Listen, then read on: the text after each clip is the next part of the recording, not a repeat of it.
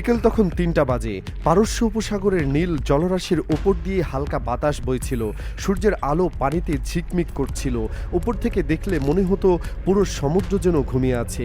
কিন্তু এই ঘুমন্ত সমুদ্রের নিচে তার উপরের চারপাশে তখন চলছিল এক অদৃশ্য উত্তেজনা।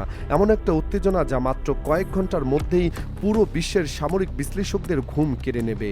সেদিন মার্কিন নৌবাহিনীর একটি বিশাল এয়ারক্রাফট ক্যারিয়ার তার সঙ্গে ৪ থেকে ৫টি মাঝারি ও ছোট আকারের যুদ্ধজাহাজ নিয়ে ইরানের উপকূলের কাছাকাছি সমুদ্রে নিয়মিত টহল দিচ্ছিল। এই ধরনের টহল এই অঞ্চলের নতুন কিছু নয়। মার্কিন যুক্তরাষ্ট্র দীর্ঘদিন ধরে এই অঞ্চলে তাদের সামরিক উপস্থিতি বজায় রেখেছে। কিন্তু সেদিনের টহলটা অন্য দিনের চেয়ে একটু আলাদা ছিল, কারণ সেদিন সমুদ্রপৃষ্ঠ থেকে প্রায় ১২ কিলোমিটার উপরে, মেঘের থেকে অনেক দূরে, যেখানে সাধারণ বিমান খুব কমই যায়, সেখানে নিঃশব্দে উড়ছিল বিশ্বের সবচেয়ে আধুনিক, সবচেয়ে ব্যয়বহুল এবং সবচেয়ে রহস্যময় নজরদারি যন্ত্র, যার নাম গ্লোবাল হক। গ্লোবাল হক নামটা শুনেই সামরিক বিশেষজ্ঞদের চোখ বড় হয়ে যায়। এটি কোনো সাধারণ ড্রোন নয়, এটি মার্কিন যুক্তরাষ্ট্রের তৈরি সবচেয়ে উন্নত, উচ্চ এবং উচ্চতা নজরদারির ব্যবস্থা।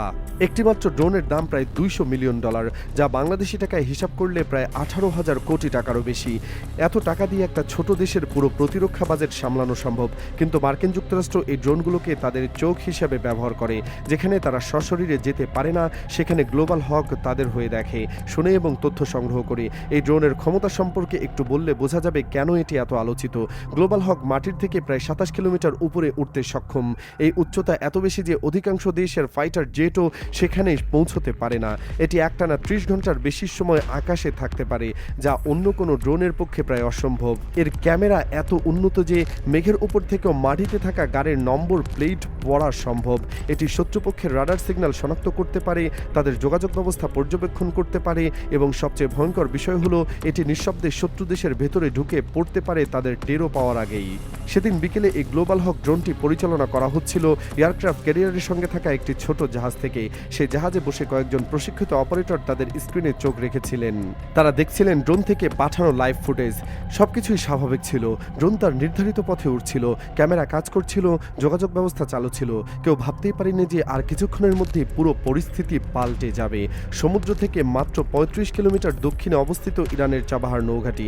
এটি ইরানের অন্যতম গুরুত্বপূর্ণ সামরিক স্থাপনা। এখান থেকে ইরান তাদের দক্ষিণ সমুদ্র সীমা এবং পুরো উপসাগরীয় অঞ্চলের উপর নজর রাখে।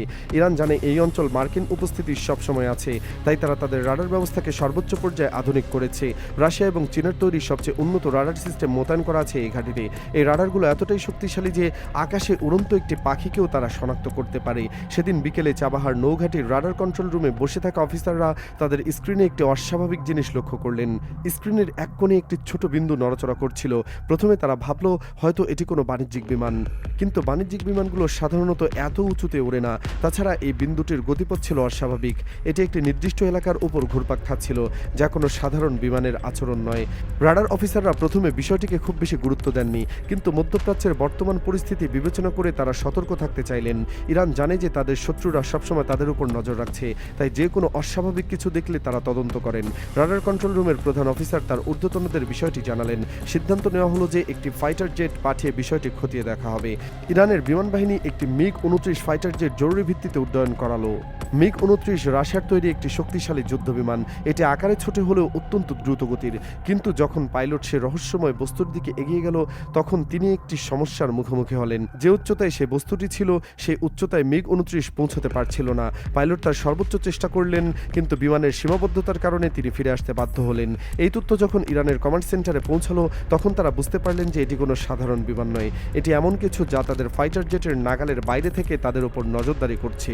ইরানের সামরিক কর্মকর্তারা দ্রুত সিদ্ধান্ত নিলেন। তারা তাদের সবচেয়ে শক্তিশালী অস্ত্র ব্যবহার করার সিদ্ধান্ত নিলেন। ইরানের এয়ার ডিফেন্স সিস্টেম সম্পর্কে পুরো বিশ্ব জানে। তাদের কাছে রয়েছে S-300 সিরিজের এয়ার ডিফেন্স সিস্টেম মিসাইল। তাদের কাছে রয়েছে S-300 সিরিজের এয়ার ডিফেন্স মিসাইল সিস্টেম, যা বিশ্বের সবচেয়ে উন্নত বিমান প্রতিরক্ষা ব্যবস্থাগুলোর একটি।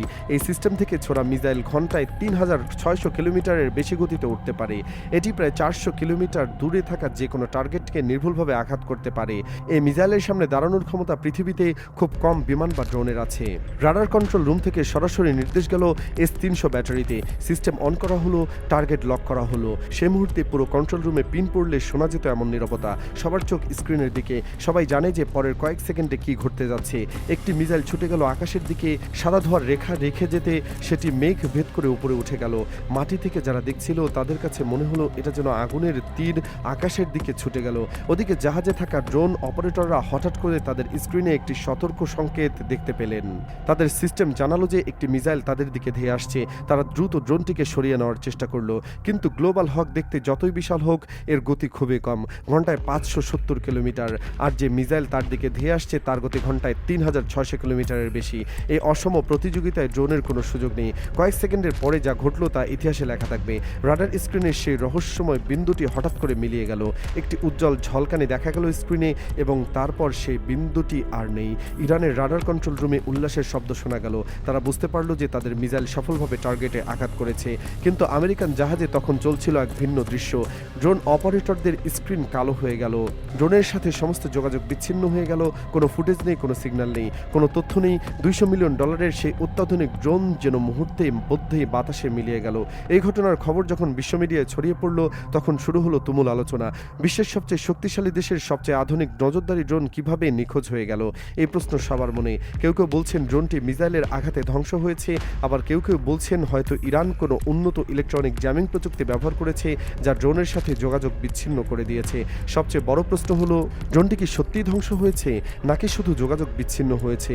যদি সত্যিই ধ্বংস হয়ে যায় তাহলে এটি একটি বড় বার্তা বহন করে। এর মানে হলো ইরানের কাছে এমন প্রযুক্তি আছে যা বিশ্বের সবচেয়ে আধুনিক নজরদারি ড্রোনকেও ধ্বংস করতে সক্ষম।